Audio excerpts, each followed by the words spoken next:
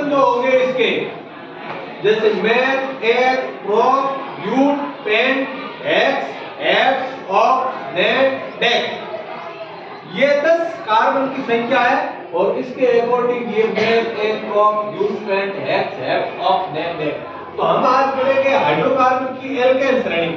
Hydrocarbon आपको पहले पढ़ाया था कार्बन और हाइड्रोजन, जैसा नाम है हाइड्रोकार्बन, हाइड्रो का मतलब होता है हाइड्रोजन, कार्बन का मतलब होता है कार्बन, हाइड्रोजन और कार्बन से मिलकर जो यौगिक बनते हैं उसको बोलते हैं हाइड्रोकार्बन। इसका सामान्य जो इसका जैसे एल्केन, एन जैसे शब्द आता है तो इसका अनुलग्न जो पीछे लगता है अनुलग्न वो होता है एन।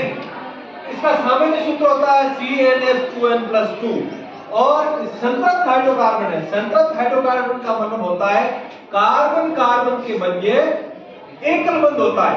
संतृप्त हाइड्रोकार्बन मतलब क्या होता है? कार्बन कार्बन मध्य एकल, और असंतृप्त हाइड्रोकार्बन जिसमें कार्बन मध्य द्विबंध या त्रिबंध होता है उसको, जैसे एल्कीन और एल्काइन है वो असंतृप्त हाइड्रोकार्बन है। ठीक है ना? तो कार्बन कार्बन के मध्य एकल बंध होता है और इसका पहला जो हाइड्रोकार्बन होता है मेथेन। क्या होता है? मेथेन। तो आपको पहले हमको पूर्व लगन याद होना चाहिए। Meth, eth, prop, but, pent, hex, hept, oct, non और डेक, ये 10 हमको आना चाहिए। तो सबसे पहला इसका जो हाइड्रोकार्बन हम बनाएंगे, सूत्र हम बनाते हैं। पहला हाइड्रोकार्बन जैसे बना मेथेन, तो कैसे हम सूत्र का लगाएंगे?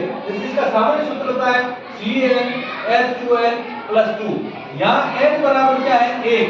जहां n लिखा हुआ है, जहां पर n लिखा हुआ है वहां पर हमको क्या करना है? 1 लिखना है। जहां पर n लिखा है वहां हमको क्या करना है? 1 लिखना है। तो C1H2 into 1+2, ठीक है ना? तो जहां n लिखा है वहां हमने क्या लिखा? यहाँ यदि इसके मध्य निशान नहीं तो गुणे का निशान आ गया। तो देखिए, तो यहाँ CnH2 2+2, तो C1H4, मतलब इस H का 1 का कोई मतलब नहीं, तो सूत्र हो गया CH4। ये हो गया। कार्बन की संख्या क्या है? इसमें मैथ है, एक है इसमें संख्या, ये हो गया मैथ, और इसमें हमने जोड़ दिया n। क्या जोड़ दिया? n। क्या बन गया? मेथेन। क्या बन गया? मेथेन। ये क्या बन गया? मेथेन बन गया। तो CH4 मेथेन हो गया। इसका संरचनात्मक सूत्र कैसे होगा? जैसे C के अंदर कितने कार्बन है? 4। ये H और H। कार्बन कितना होता है? चतुर्संयोजी होता है। कार्बन की संयोजकता कितनी होती है? 4 होती है। कितनी होती है? 4। तो CH4। इसी प्रकार से हम दूसरा बनाए, सामान्य सूत्र होता है CnH2n+2।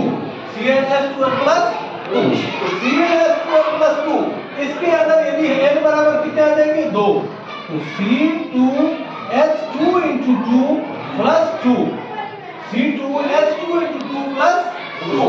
तो इसमें देखिए C2H कितने हो गए? 2 और 2 कितने हो गए? 4 प्लस कितने हो गए? 2। C2H कितना हो गया? 6। कितना हो गया? 6। 2 कार्बन क्या बोलते हैं? N। क्या बोलते हैं इसको? N। अनुलग्न क्या है? N।